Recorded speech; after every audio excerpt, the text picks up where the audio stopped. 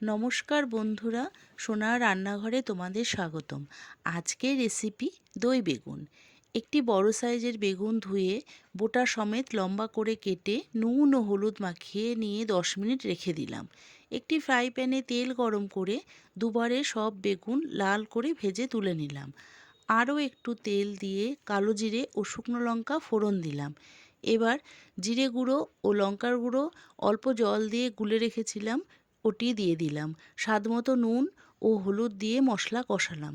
মশলা কষানো হয়ে গেলে অল্প চিনি দিয়ে ফেটিয়ে রাখা হাফ কাপ টক দই ও সামান্য জল দিলাম। জল ফুটে উঠলে বেগুন দিয়ে 2 মিনিট ঢেকে দিলাম। এরপরে ধনেপাতা কুচি ও গরম মশলা দিয়ে নামিয়ে নিলাম। তৈরি হয়ে গেল দই বেগুন। আমার এই রেসিপিটি যদি তোমাদের ভালো লাগে তাহলে প্লিজ একটি লাইক ও সাবস্ক্রাইব করে দিও। তোমাদের একটি লাইক ও সাবস্ক্রাইব আমাকে এগিয়ে যেতে অনেক সাহায্য করবে। ধন্যবাদ বন্ধুরা।